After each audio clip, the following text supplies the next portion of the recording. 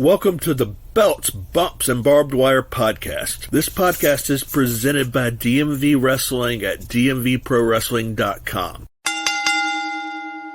Hi, this is Jeff Quinton, and I want to welcome you to episode 2 of Belts, Bumps, and Barbed Wire, the podcast presented by DMV Wrestling at dmvprowrestling.com. Today's guest is the Miasma Zakk Ramses, and we had a great talk that was recorded on the evening of February 2nd, 2023. Today is February 3rd, and this episode is ahead of the premiere of the Miasma miniseries by Zakk Ramses that premieres tonight at 7 p.m. Be sure to check it out on YouTube or on his social media. Thank you.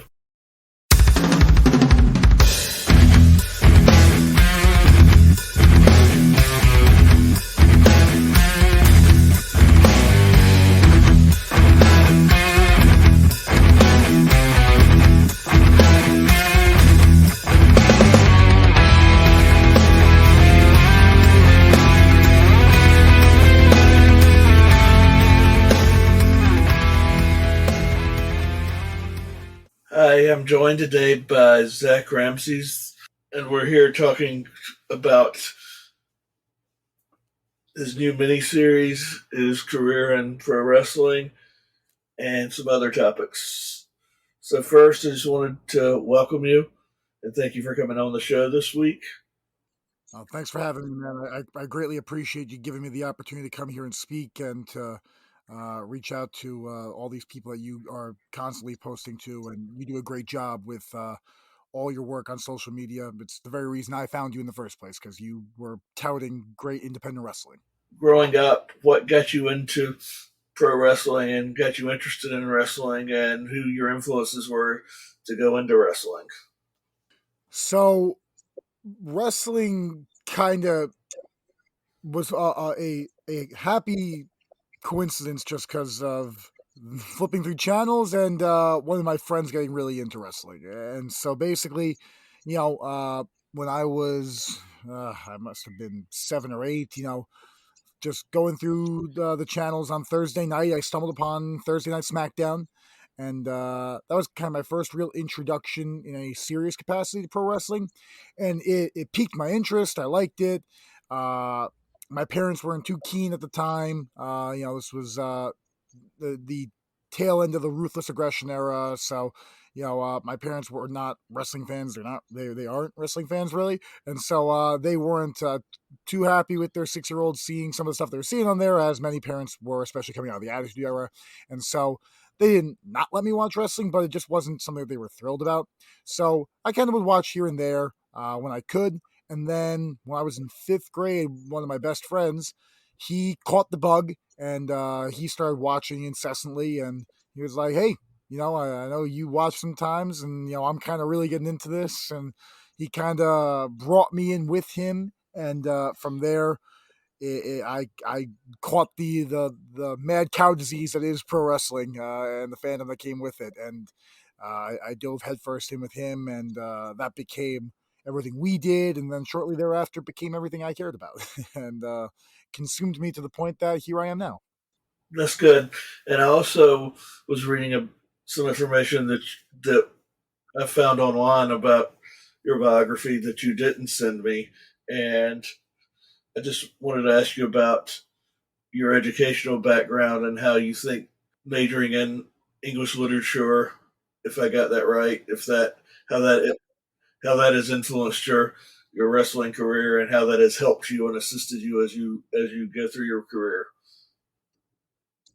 So I know some people don't like when you say it, and at a certain point I understand why, but at the end of the day, wrestling is storytelling. And, I know some people are like, it's a sport, don't call it art. And some people say it's an art, don't call it a sport. I think it's both. I know people also aren't keen on the term sports entertainment. It puts a sour taste in a lot of people's mouths, but that's the reality of it. That's what it is. It's the ultimate combination of both, and that's why I do love it. And so to that very point, storytelling is, an art as old as time itself. We've been doing it since drawing on walls with cavemen, and we're still at it now. And pro wrestling, when done right, is the greatest form of storytelling. So studying literature and the construction and the articulation of the English language as a whole in my time, my undergrad and my master's time, I have a great appreciation and understanding for fine storytelling. And again, to me, wrestling is just the one of, if not the most fascinating medium to share a story through. And I mean, listen, there's a reason that we're sitting here talking about this, and there's a reason that people are listening to this conversation, because that we all have been caught in the clutches of a great wrestling story at one point or another that kept us coming back and made us diehard fans. Could you also talk now about your miniseries that is this about to premiere, and tell me some of the details of that and what it's about, and anything else you want to share about the miniseries? So, Miasma the series is a creation of my own head here that I have worked on for the last 8 to 9 months or so, and it has come to fruition and will be unleashed upon the masses tomorrow, as of this recording, February 3rd. That Friday night, 7 o'clock, we launch episode 1, and it is a 5-part miniseries that will be rolling out over the next 5 weeks from February 3rd till March 3rd. And Miasma series is just that. It is a series that details the story of Zakk Ramses, but it's not an origin story. This is not and there's no disrespect to those who do it. This is not a video log of Zakk on the road or behind the scenes at shows. That's not what this is. This is, to your initial question, this is storytelling. This is cinema. And as much as I love wrestling, I love film. I love cinema in general, and so this is me combining those two loves, but with a great purpose, in the sense that I am trying to flesh out the character and the motives and the details of Zakk Ramses in a way that I cannot do in the ring, and I cannot do on a podcast, or whatever the situation may be within a traditional wrestling setting. There's certain pieces of it that I cannot properly get out there. This medium of a film broken up into episodes, that is the way for me to tell this story. And so I won't get into too much detail because I want you to check it out. But pretty much, Zakk Ramses is the miasma, or the miasma, however you want to say it. There's multiple pronunciations. People always ask me, what does that mean? And I have a definition of that, which I give often. And the fact of this show is there's a lot that goes into what the miasma is. And so we define that, but it's more than just a title. It's a role. It's a creed, and there's a lot that gets tied into that. And I, as Zakk Ramses, am at the forefront of this series as I work through the philosophy and issues within a cult organization known as the Grim Guild, which Zakk Ramses is a member of, that is at its basis trying to push the ideals and the core values of the Greek god known as Erebus. And so, no, none of the Grim Guild is not a real organization. Erebus is a real Greek god of Greek mythology, but that said, we've created this story here based upon those ideas, and it spurts us out into a whole bunch of fascinating situations with a fantastic cast and crew at my side to help me produce this and shoot this. And it's if that all sounds weird to you, it's supposed to, and that's why I want you to watch. If you watch the trailer right now, it also is vague because I want you to watch. I am not a fan of trailers that show you every significant scene and every significant moment and every significant character, and if it's a comedy, every single joke. I think that's stupid. Why am I even going to see the movie now? So I want you to come in intrigued. I want you to watch episode 1 and want more. So that is my little dangling of the carrot in front of you, and to me, it's special on a lot of fronts, and it's nothing that I've seen done in independent wrestling. And that's also one of the reasons I'm doing this. The closest comparison I can make is to the Broken Universe stuff that Matt Hardy did during his time in Impact with the Hardy Compound. And, he created his whole cast. And for those who really dove into Matt's YouTube channel, especially when he was jumping from WWE to AEW back in 2020, and he talked about the different personas that embodied his vessel and, all these ideas. Granted, his product leaned into comedy more, Mine is dramatic, but that's the closest comparison I can make, and it's really not the same.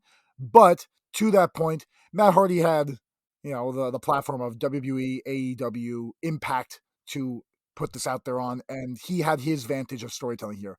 To me, this is the closest thing I can compare it to, but nothing is like this on independent wrestling, so it's a treat. I promise you that. I will definitely check it out. That's the plan here. Could you talk about some of the influences on your wrestling career now that you have worked with in wrestling and that you trained with, and who you've enjoyed working with the most? I've been fortunate to work with a lot of different people in my time in the wrestling business. I've been influenced by a lot of people. One of the names that I always bring up, who was influential on me earlier on, and he is not as well known as some of the other people I have worked with, but he deserves credit, and that's why I always bring him up. If you are familiar with the New York wrestling scene, and if you're familiar with Long Island specifically, the name Michael Mistretta may be one you know. He is currently one of the head trainers at the NYWC Training Academy, which was where I was trained at. That's where I started my career, and Mike was one of the people who he was not the head trainer at that time, but he did work heavily with the trainees, and he really took me under his wing. And as someone who was also hungry and still is hungry and is finding his way in the world of independent wrestling, we created the kinship, both in front of fans in the ring, in factions, but also all behind the scenes in our training and in our travels and our communication and whatnot. And he's a guy that just really knows this business more than he gets credit for. And fortunately, he is. The company is promoting him properly right now, and he's the NYWC champion. He is their head trainer there. He's someone, if you're in the New York metropolitan area, he's someone that I'm sure you've probably crossed paths with. And if you haven't, he's a great talent, and he's a great mind. And fortunately, someone who I was very lucky to have spent as much time with as I did early on, because he was very influential in getting me on my feet and helping me learn the ropes, both metaphorically and literally. Who has been your most fun opponent to work with, or your most memorable opponent to work with in the ring? Good question. Good question. There's a few. One that jumps to mind for me, just especially in the last 2 years, is a fellow by the name of Israel Sharif Fakour. He is a Pennsylvania, mid PA native that I've worked with in West Virginia. I've worked with in Pennsylvania and in that surrounding area on a couple different occasions here. And coming out of the pandemic, you know, a lot of people struggled getting their footing in independent wrestling. I mean, the business itself struggled staying open in a lot of capacities. And so for me, as someone who I only started training in 2019, I only got into the business in 2019 coming out of college. It was, it was really my first explosion into the true world of indie wrestling. Um, and in order to kind of find myself in that and to get comfortable, I really needed a good opponent that I knew I could consistently work with and have fun, create a good story, create good matches, and could rely on. And fortunately, I stumbled into ISP early on there. I wrestled him for the first time in June of 2021. Um, we had a match, which the story was to put me over strong, and without any ego or issue, he did that, and he made me look like $1,000,000. We ended up having a follow up match in the fall. He won the championship at World Domination. I'm sorry, WDWA. I'm forgetting the last the words for the last couple letters there, but WDWA in West Virginia. He won their heavyweight title. We ended up having a rematch in the fall. It was a 3-way between myself, him, and another gentleman. And the build to that was tremendous. We had another great match, and then I ended up working with him in another company, All or Nothing Pro Wrestling in Johnstown, Pennsylvania, a little northwest from there. And we wrestled again just recently in October, and it was my favorite of the three matches. And every time we've familiarized ourselves more, we've grown, and we've had just a great time. He's someone that we get the same vibe in the ring as far as physicality and pacing goes, and we've gotten great reactions every time. And again, he was someone who gave me confidence really getting into this thing on a greater scale.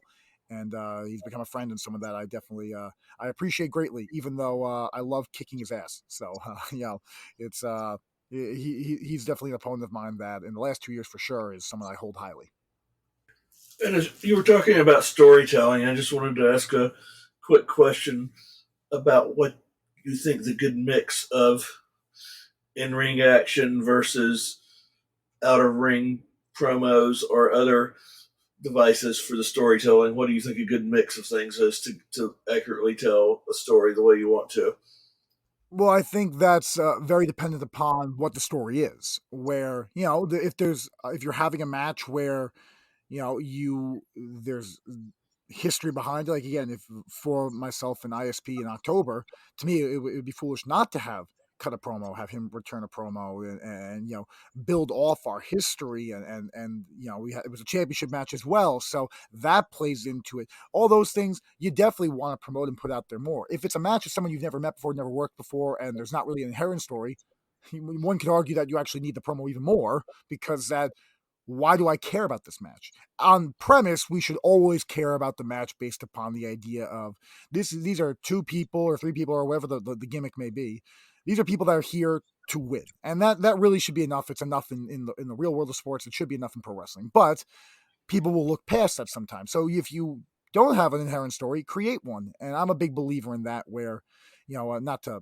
Well, yes, I mean this whole podcast is to put myself over, so I'll put myself over. If you look at my social media, which you can follow at Zakk Ramses on Twitter, Facebook, Instagram, TikTok now, which I'm trying to get into, all that stuff. There's not a week that goes by that I don't have a promo for my match, even if I don't even know directly who's in it, or if it's just an ambiguous Zakk Ramses is appearing. I'll always give you a promo because otherwise, why do you care about my match? And if I don't care enough to say something about my match, how can I expect you as the viewer to? So, that with that being put aside, though, I think that promo and exterior work I think is key. I think it's underutilized, especially in independent wrestling.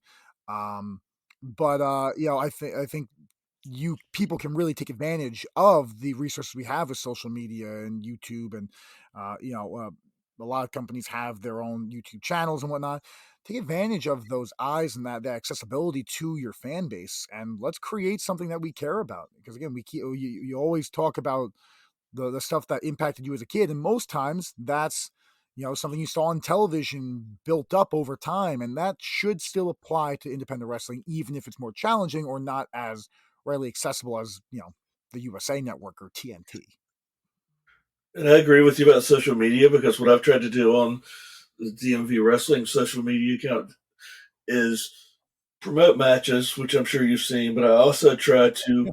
make comments about matches to try to give the wrestlers in those matches a chance to talk smack to each other based on what I say on Twitter or other social media. Well, I'm sure you know because you were there. But a month ago, you literally did just that in a match I had with Tim Springs, the Springs, the Mushmaster, in Dynamite Championship Wrestling in Delaware. You tweeted about the fact that we were going to be wrestling on January 7th, and I said something, and you made a comment like, "I'm sure Spriggs will have something to say about that," and I responded to you. He responded to my response, and bam, we created a story. Which I don't even know if you saw my promo for the match, but I literally had screenshots of the tweets that flowed into the screen while I was cutting my promo, referencing it. So it's like, hey, there's stuff going on here. You probably want to follow what we're doing on social media because this is building up here.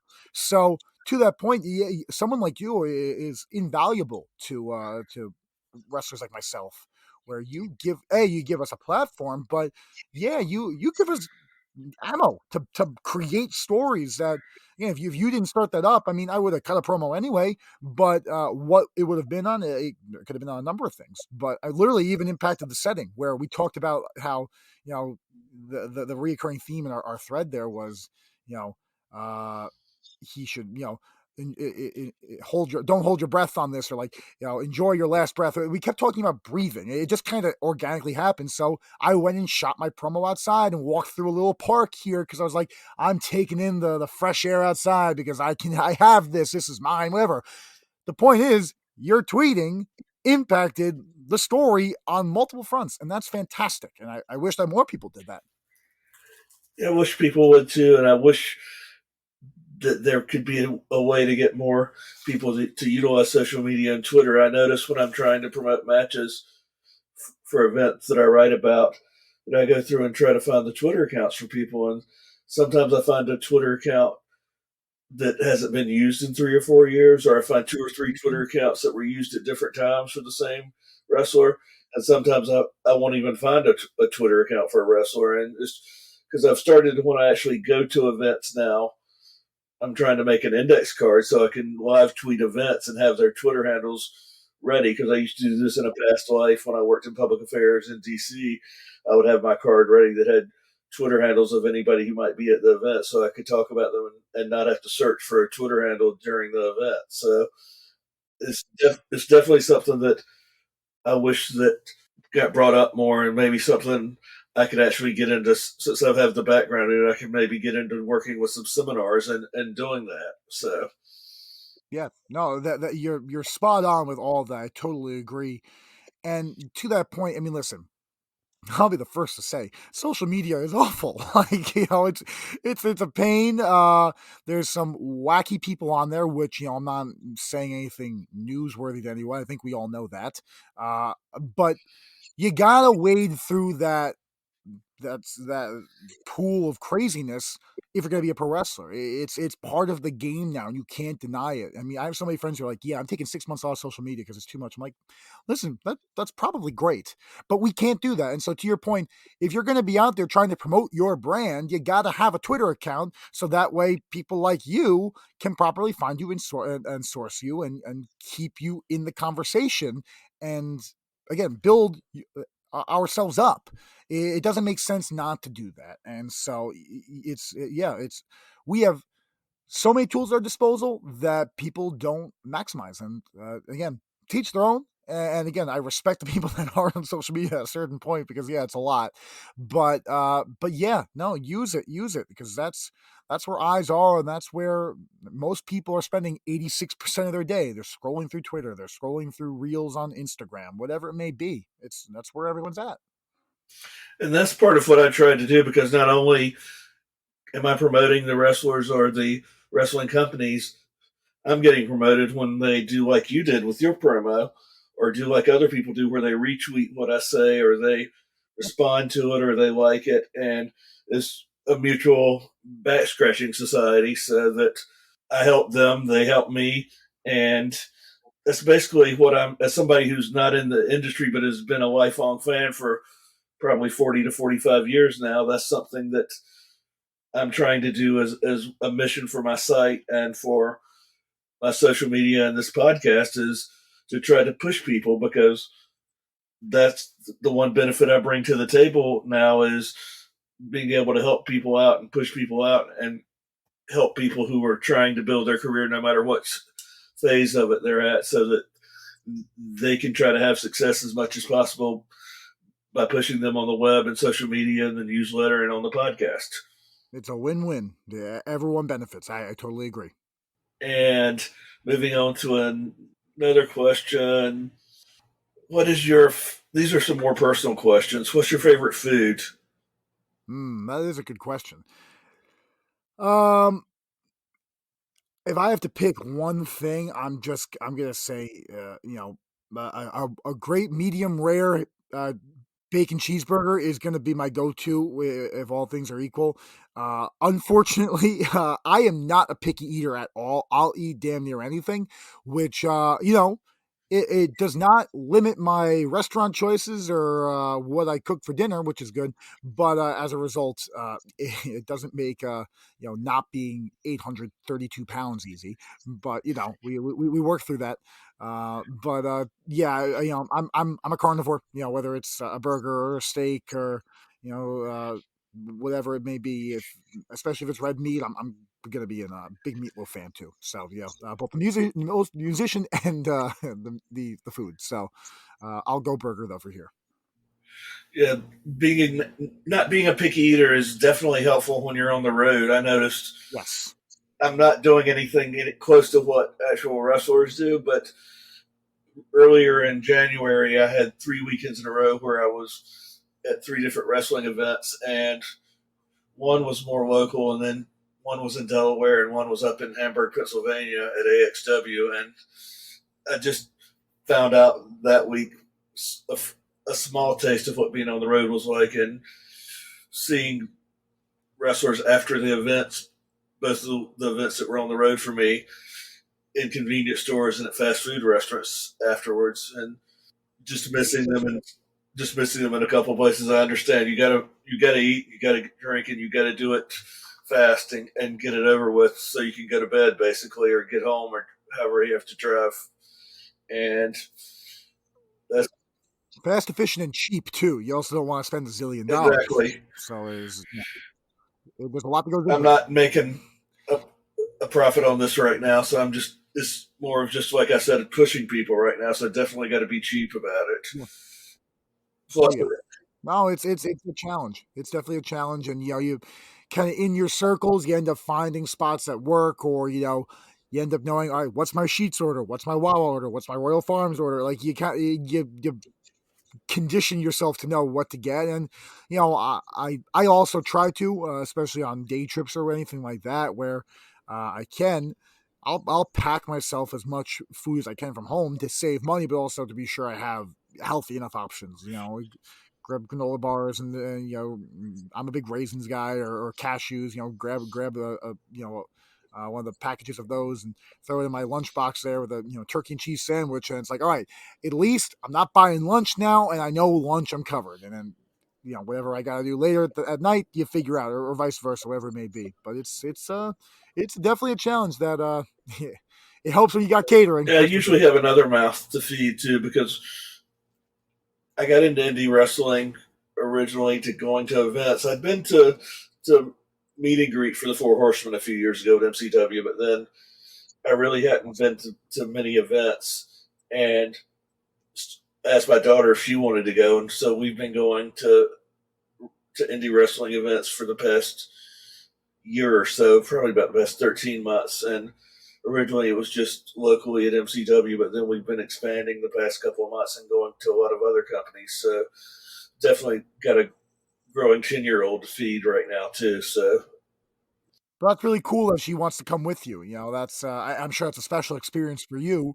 But also, that's great that you've converted another into the wacky world of wrestling here. That's a cool thing, and those trips. I'm sure it's stuff that you'll get to cherish and enjoy as she grows older, and that's fun. That's fun stuff. It's nice to have a companion. she makes signs, Nice. usually deriding the heels that she doesn't like, which is usually the Sigma Yep, males. yep. I've shared the Or ring Brian. with Mr. Fuerte before, so I can Yeah, understand. he's gonna be a guest on this podcast eventually. He promised me. Awesome. That'll be a good one. I am sure he will give you some good conversation. He will definitely. I know she also really doesn't like Brian Johnson, the Mecca, so Really? she's had some signs against him. Okay. Yeah, Okay. Nice. So she's got her picks already. So that's awesome. She's developed the fandom. she doesn't like Mr. Spriggs, who you wrestled against I either. don't So either. No, he's a great guy, but I didn't like him that night.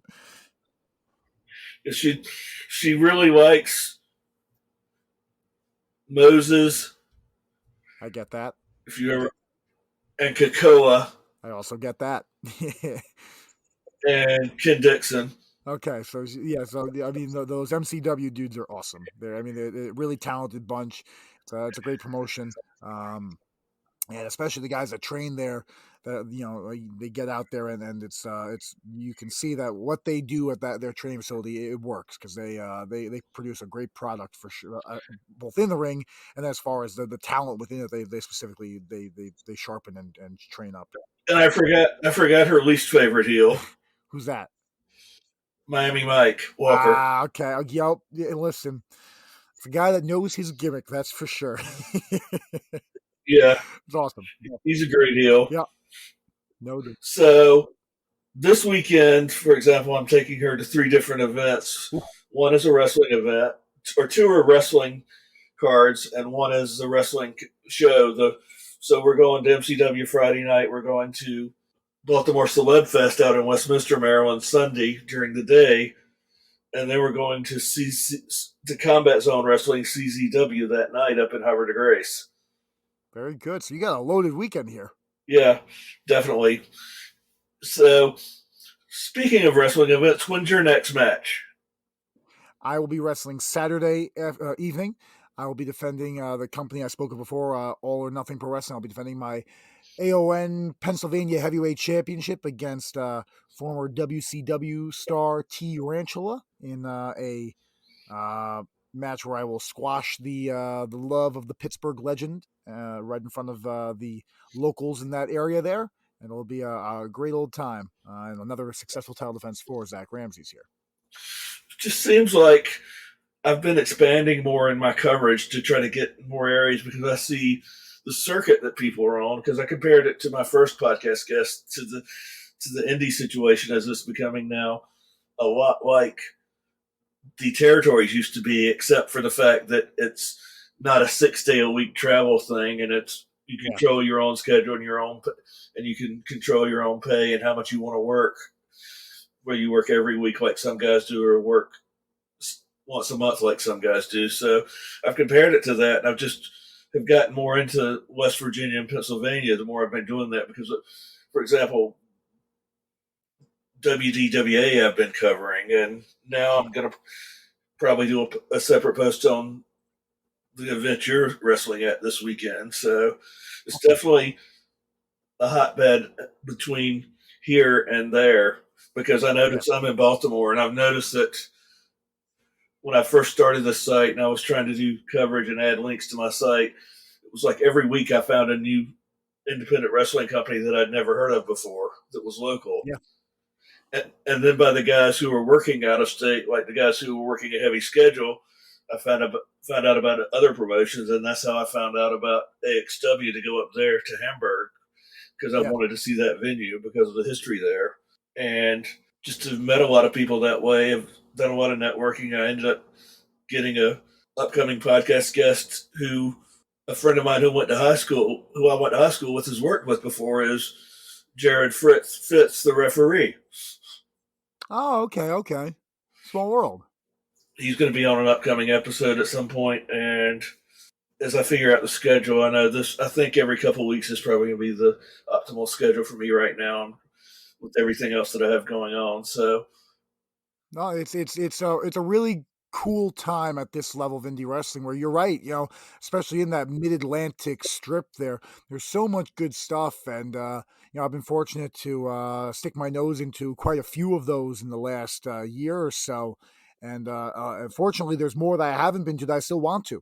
And that's half the fun, to your point, where you like the territories, you jump around, you have a run in one place, and then you shift over to another, and then you can come back when things line up. And again, from a storytelling standpoint, it's a lot of fun, and from just in experiencing different styles and different types of workers, it's phenomenal. And I pride myself in trying to get out as much as I can to different places for that very reason, because that's the spice of this thing, in my opinion. But also, that's how you learn. I'll go from Maine to Pittsburgh to North Carolina to Philadelphia and back to Long Island in the course of a few weeks. And to me, that's like, this is what the dudes did back in the 70s when, the territories were thriving. And that's the fact that we have that opportunity is fantastic. I know I want to try to. There's some venues I know I want to try to get to, and the different venues are interesting as well because I know the one thing that I really noticed at Hamburg was the fact that they don't have any barricades or rails. Yeah. Now that's a plus and a minus, depending upon the situation. Where there's some situations where I love not having barricades because it kind of feels more connected with the fans. I like that. But then there's other times where, depending upon what type of match I'm having, barricades are a great tool if you're brawling around ringside or whatever, and it kind of gives you some parameters there that you don't have otherwise. So it's definitely the location and the setting impacts the vibe and your options, which is kind Yep. of fascinating. I was Depending on making where you're sure at. my beer on the floor didn't get knocked over in Hamburg a couple of times, and Yeah, a guy got no a guy guarantees. got thrown into the chair that was empty right next to my daughter, Oh, and then picked back up we'll and close to thrown into comfort. the ring. So, and one guy in a tag team match at the beginning, Bob Evans went out and sat down in the chair in the crowd and watched while his partner was wearing a guy out in the ring. That's awesome. That's awesome. That's knowing your situation and maximizing it. You guys remembered him, so he did something right. Yep, you got to use all your environment to its advantage. And moving on in personal questions, which I've got a couple more. What is your favorite drink? And it can either be alcoholic or non-alcoholic. Well, if I'm gonna say overall, I'm gonna say Dr. Pepper. If I'm just going to enjoy a nice drink, nothing beats a Dr. Pepper. Whatever that old Reba McEntire commercial was. It's a taste of originality, whatever. Yeah, I love it. It's great. It's definitely my favorite soda. And yeah, if I'm picking anything, I'm probably going that. If I'm going alcoholic, my I'm usually of late I've been on the dark liquor front more so with some bourbons and whatnot. I spent some time in Nashville over the summer and it definitely expanded my palate in regards to bourbons and whiskeys. But my drink of choice is an elderflower fizz, which very miasma of me to even to name drop. But it's a gin based cocktail with elderflower liqueur and this and that, and it hits for me every time. Unfortunately, most bars I go to, if I ask for that, I get laughed out or they have no idea what I'm saying. So that's usually when I have to make on my own, or if I go to the Blue Note in Manhattan, I know I'll get it there at least. So you got to pick and choose on that one.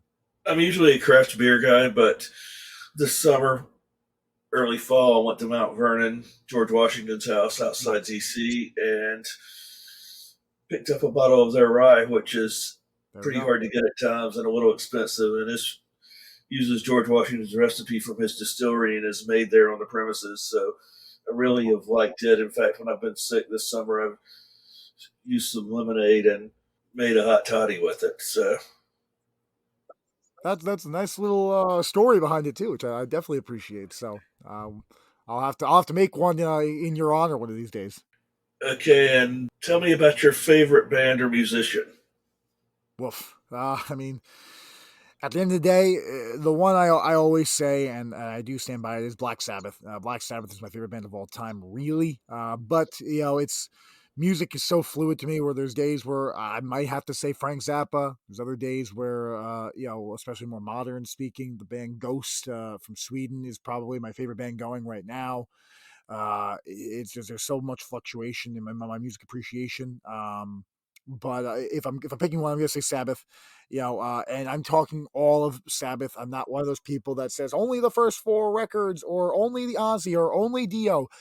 Anything with Tony Iommi, anything he made under that moniker is minimally good and more often than not great. The Ozzy stuff goes without saying. I specifically say Master of Reality is probably my favorite of the Ozzy era, or the initial Ozzy era, I should say. For Dio, honestly, if you include Heaven and Hell from 2009, when they were the band Heaven and Hell and they did The Devil You Know, that's probably my favorite Dio record. But if you don't count that, then the Mob Rules probably. But then again, I think Born Again with Ian Gillan is absolutely tremendous. One of my favorite, probably my top 10 Sabbath albums, maybe top five, honestly. So good. Uh, the Tony Martin era, saying it's underrated, it's been overstated to the fact that I don't even know if it's true anymore, but it's underappreciated. I think Eternal Idol is great. Tear is probably his best album with them. So great.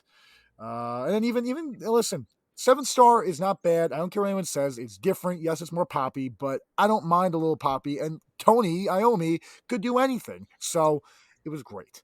No, it's not great, but it's very good. And so I can go on, but yeah, Sabbath is king, and you know, it's I'll always be able to hang my hat on them with anything. So if you like Frank Zappa, when you get a chance when you're in Baltimore, there's a bust of Frank Zappa Really, whereby? in Baltimore City near the southeast branch of the Baltimore Enoch Pratt Free Huh, Library, and it was placed there by the citizens of Vilnius, Lithuania. It's similar to a bust there, that's so bizarre. and he lived in the Baltimore area and in Edgewood, which is an annex of Aberdeen Proving Ground, when his father was a civilian scientist there. That's really interesting. I did not know that, but hey, as the Zappa track goes, what's new in Baltimore? Apparently, it's a bust of Frank Zappa. So now I know that, and I've been fortunate to go down there and wrestle a couple times in the last year or so. But now I know what I'll be doing next time I'm in town. And this is a question I've added to the personal questions section of my questions I asked because of your literature and English background. What's the last book you read? So the last book I read was actually it's not new, but The Prince from Niccolo Machiavelli. I'm also a history buff, and Machiavelli is just a fascinating individual. And it's a classic book that I've never actually read in its entirety, and it's not very long. But you hear the term Machiavellian thrown around in regards to the way certain less than reputable people may act sometimes. And so, really getting the full scope of his magnum opus after reading it, it's an eye opener. And as far as the persona of Zakk Ramses, definitely adds some fire to some of my creative decisions here. Kind of seeing how he would phrase things, and how he presented things in regards to his advice to princes and the elites. And so it definitely a useful book for me in my character development in pro wrestling, but a fascinating read on multiple fronts. I agree with you. I had to read that when I was in college the first time There we go. in one of my very first classes, and that's a great book. Yes. And I used to, when I was in the military too, so I used to always keep a copy Yep. of The Prince and The Art of War on me at all There we go. times. Yeah, I've heard similar stories to that before from people in the military, and it makes sense. Yeah, gives you a little perspective. That's for sure. Tell us again how people can see you wrestle this weekend. So if you want to come see Zakk Ramses this weekend, you got to come out to Johnstown at the Galleria Mall. You can see myself defending the AONPA Championship live and in person there. And if you're not in the Pennsylvania area, I will be actually, for the first time in 6 months or so, I'll be back on Long Island, my home turf here, the next few weekends between Victory Pro Wrestling on February 11th and Remarkable Wrestling on February 24th. I've got a stop in Jersey coming up the weekend of the 25th as well, but I cannot say where yet because it's not announced, so I have to wait on that. But from there, um, fortunately, as to the point of our initial contact, I am in the Delaware area, the southeastern PA area, West Virginia. I'm in that circle often enough, and so if you're a fan of this podcast, you likely are a fan of promotions in that area. So you'll see me sooner rather than later in several of those spots. And if you want to see me, and I'm not coming to your area in the foreseeable future, you can tweet at your promoters and let them know, hey, let's bring Zakk Ramses in. And if we can make it work, I'd love to, because any place I haven't been, I want to be at some point. I want to work with as many different people in as many different places as I can. That's how you get better. That's how you grow in your connections, in your ability. And, to me, traveling is not always, to our early conversation, it's not always easy, but I do enjoy seeing the country and different parts of the country that I wouldn't necessarily go out of my way to for vacation or something like that. So this wacky business takes you to a lot of cool places, and I'm happy to go along for the ride. So I had a good trip to Delaware earlier this month and up to Houston to the 1CW and CCW show. right, And yes. it's my first opportunity to go to Firehouse Wrestling. Oh, really? Okay, it's a nice spot there. I worked there in the fall of 2021 And yeah, it's they have a great product there, and so it's a great venue for it. So definitely good stuff. And it gave me a lot of insight into the locals, seeing the fans there and some of the local wrestlers the next week after the tragedy that happened with Jay Briscoe, and helped me Yes. have some connections to put together the podcast, remembering him with some of the people that had trained with him or worked with him. Yeah, no, a tragedy that impacted everybody in this business at some level, and obviously the people local to that area of Delaware definitely felt it, and so I think again the one of the biggest positives to your point is the outpouring of love and connection that came from that for both the wrestling business but also for that area. That's tremendous, and it shows you the power of a man like Jay Briscoe and the power of professional wrestling when you, in the hands of somebody who was as excellent as Jay was. And there was no competition in the business after that, and how the people in the business reacted to it either. So I thought that was great. Absolutely. One more time, tell us all about your miniseries and when and where it's premiering, and any other details on your social media you want to share again. So again, that is Miasma the series. It is a 5-part miniseries debuting on YouTube on my YouTube channel, which is entitled The Miasma Citadel. Which, if you can't remember that, if you type in the Miasma Zakk Ramses, it's going to come up. The picture for the channel is my face. It says Miasma on it, so you can't really miss it. You can check. It will be debuting every Friday at 7:00 from tomorrow, February 3rd, through Friday, March 3rd. Every Friday from this point till then, you'll have a new episode in this developing story that we will be sharing with you. I really do think it's a unique experience, and it will make what I do in the ring all the more interesting to you. And once you've watched that, you'll have a greater appreciation for what I bring to the table when you do see me in person, or when you do see me on YouTube, or wherever it may be. It's going to impact my what I do, but also I think again within independent wrestling, I think it's going to be something new and fresh, which is important to me as well. So definitely check that out. 7 Eastern, Friday night. Check it, watch it, share it, let me know what you think, and let's build this thing. Let's go somewhere. Let's have some fun with it. If you aren't sure if you'll remember, or if you don't know if you'll remember the channel, well, hey, an easy fix is to follow me on social media all across the board. Facebook, the Miasma Zakk Ramses. Twitter, Instagram, TikTok, Zakk Ramses. That's ZAKK double K. Tilt to the legend Zakk Wylde. But you can check me out on any of those.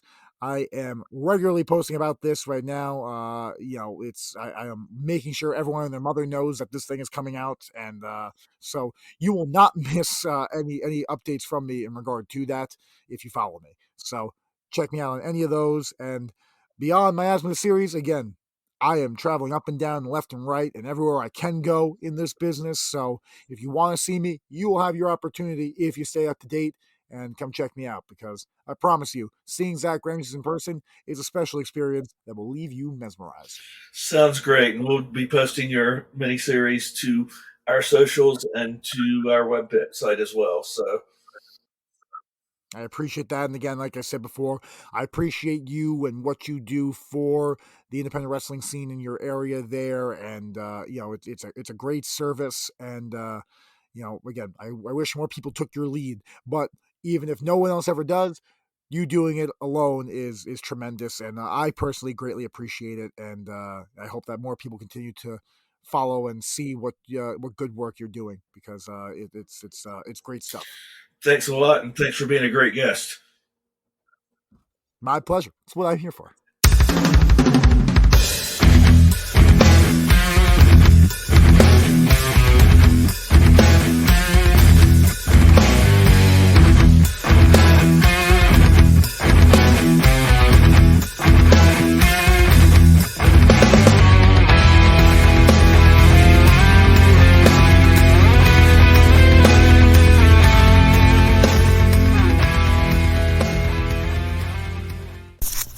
Thanks again to the Miasma Zakk Ramses for joining us for this episode of Belts, Bumps, and Barbed Wire, presented by DMVProWrestling.com. Be sure to check our site out on social media and the web for the latest in DMV Pro Wrestling news every day. I want to thank our executive producer, Scott English, and invite you to become an executive producer of the show with your own donation to the cause.